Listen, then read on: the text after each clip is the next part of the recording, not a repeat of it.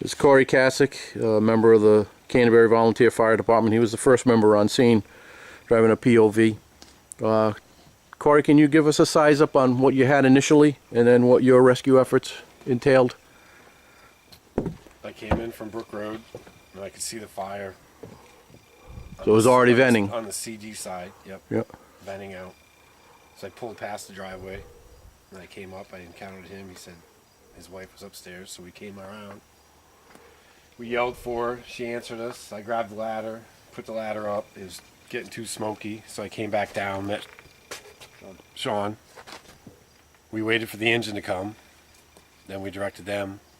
One line went through the A side. The second line came through the C side. And then the guys just went from there. All right, inside, what would you initially have to do inside once you got inside? What were the conditions like inside the... It was banked down to head level, probably. Just a grayish smoke, not black yet. So I found the ladder, put it up there, told her to crawl to me. Got too smoky. I went back outside to make sure the engine was coming. Where was she at this point? Was you couldn't see her? Couldn't see her. So she was in the bedroom, which is in the rear of the catwalk? Yep. Okay, but you could hear. She was conscious at the time? Yep. That was the second floor. The CD corner was all about. There's no way to go the stairs. You weren't so you encountered flame at the top of those stairs? To come out. Yep. Okay, so that enters into the bedroom. So the bedroom is just a one-room loft up there, basically. It's a one room with a bathroom. Yep. And they believe the source was in the bathroom or above in the bathroom ceiling. So you had fire showing at that point, so you were unable to make it up there. Yep. You were able to get a ladder from the staircase, I guess, or in this room they're beginning to paint. Yep. And you just threw this ladder upstairs. You could hear her at the time, but you couldn't see her. Yep. Okay, what the conditions were to the point where you had to exit? Yes. And then once the guys got in here, they got up there. And we just maintained down here with the hose lines, waiting to see what was going to happen. Then the fire, it started to roll over. The black smoke, you can see the line. Yeah. The black smoke started pushing down. You could see the wisp of fire running through the smoke. We knew it was going to get bad. And we opened up the line from here just to knock it down. Mm-hmm. So you knocked it down initially from in here. Yep. Where were the second in crew at that point, or basically the first in crew with the line? The first line. They came in. They made it to right about in the middle of this room. And they came in through this entry here. East side, yep. We brought the orange line through here, and that's the line. Once I went outside, I got a Scott pack from Rescue 4. Then we went back up, and that's when we started knocking the fire down. Okay. RJ? Yep. You were in on that first line? Yeah. Who are your crew members? Jose was behind me, and Mike was behind him. Okay, and what was your approach to the rescue at that point? Well, we came in through the front door, and You met the gentleman from outside? He was back here. The and said homeowner? that my wife's up there. I handed the nozzle off to Jose. Came around the dining room set. I went right past the ladder. Came around here, looked up, knew I couldn't make it up the stairs, and then went up the ladder, up over, and got to her. So the railing was still intact at that point? Railing was still intact. We knocked that down in overhaul. An overhaul. And I had, when we came in and the husband said that she's up there, I looked up and I could see her. So once I got over the railing, I couldn't see her.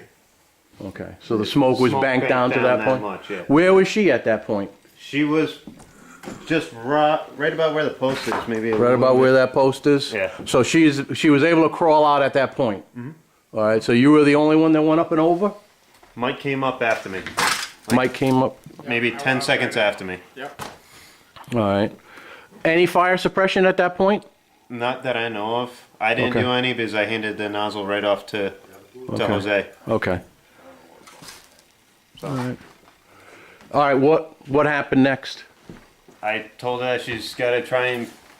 I picked her up a little bit and moved her back, and then Mike came up like split second, and we got her up closer to where the ladder is, and then it just started to get hot real fast, and we started yelling that we need help and we need water. Okay. and Sean was on the ladder, and whoever Was Jose up and over yet? Jose didn't come up over. Okay, so it was just you two guys? It was me and Mike up, and Sean was on the ladder and waiting for us to give the victim to her. Okay, at some point you guys had to cover her up? Yeah, because it started to get hot. We had a ceiling fan come down on us, and Mike had insulation that came down that was burning on him. Was there any fire suppression at that point yet? I don't know. Yeah. I was I know. concentrating on the victim, Yep. so I don't know. Yes, there was at that time. So you were starting to get some spray? Who was on that line? Corey. Corey, Corey? when we started yelling that we need water, probably 30 seconds after we felt Corey it. had water coming up at us. Now, Corey, was that shooting it from down here? You were shooting it into the corner? You weren't able to advance up the stairs yet? I didn't have a pack on yet. Okay, still no pack. All right. So we started feeling this get wet, and then after that we were able to get her right up where the ladder was, and then get her up over the railing and onto Sean's arms. Okay, Sean, what was your role? What got you inside the building here? What was? Well, when I came in my POV and I came from my home up on Littlefield, came Yep. down. As I was approaching, I saw flames already coming out the seaside of the structure. I came in, I was the second person to arrive, and I was coming up. I asked the firefighter what we had, and he said there was entrapment. Just at that time, you could see the engine coming around the corner. I guided the engine into the driveway. Everyone else was already packed up, so I grabbed a pack, and they had already pulled a line through the A-side front door. And when I came in, I backed Jose up on the stairs when we were about halfway, and you could just see that whole area upstairs that you've already videotaped was full of fire. And then I heard the guys up on the catwalk that had no egress except for the ladder that was placed. So I heard them yelling, and I couldn't quite make out with all the sounds going on. So I told Jose to use the stairwell as support, and I came over here, went up the ladder, was going over the top of the balcony because at this point I could no longer see anybody up there. I could hear them up there. The smoke bank had come down so much it was just gray and orange. Yep. And then I got about halfway over the railing, and then that's when we had a rollover on the top, and I just remember saying down, and we kind of just all went over the top of the victim rail. that was up there. And So it was at that point debris started falling and we whatever? started falling. Then Where was she? Was she conscious at the time? Yeah. She was still conscious. throughout, yeah. Yeah, you Okay. could still hear her. She was, she was going on. I couldn't make out specific words or anything like that.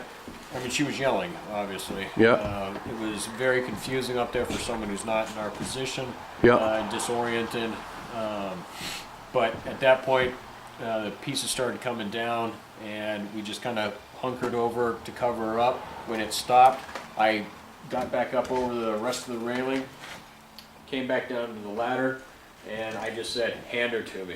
And I mean, she was, saturated, so she was very difficult to hang on to. And we got her into my arms. I came down the ladder, and at that point, she was pretty much incapacitated. She wasn't responsive to me when I was trying to talk to her, move her, and I brought her down here, got down the ladder, got down to the floor right here, and another firefighter assisted me carrying her out to the deck, and where we started, we had a medical bag, and we started working with her there. And after supplying some oxygen, we finally got her to come back around. I started talking to her, and you could only make out a couple of words on what she was saying, but she had a death grip on my hand. She wasn't letting go, and she was trying to sit up, and we had her stay down, and that went on for a couple of minutes.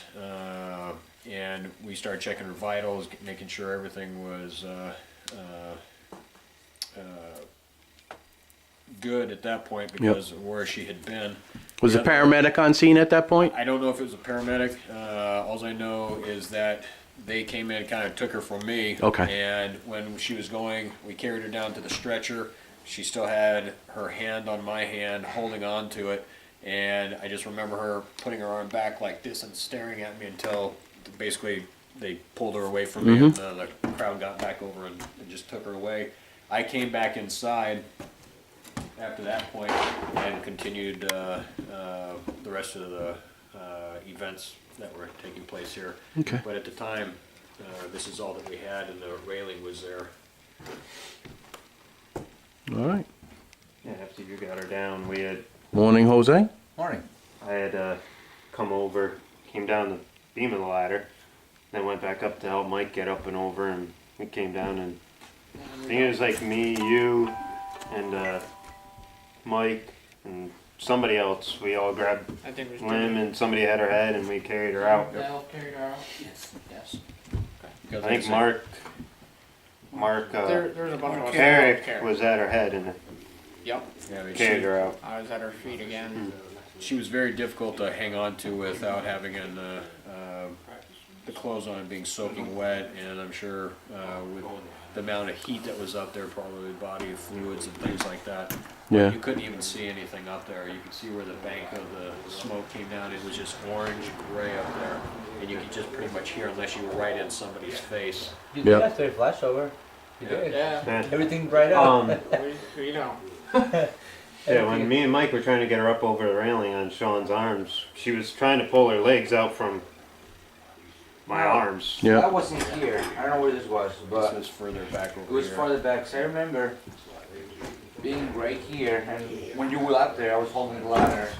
I Yeah. was footing it. Because the thing was moving back and forth. Well, I was spraying this area here, but still, it wasn't enough. All right. Very good, guys. Now, we came around that way, right? Alright, we No, came up. came around the dining room set. There was a dining room set right there. We came around this way, because we tripped over here. Oh, you did, yeah. Initially, Because I came around the dining room set and then came this way. we came with the hose through here, I don't know why. Because there was a bunch of those succulents all Yeah, there the way was something around there, it, yes. where all those plants So we were came everywhere. around this way.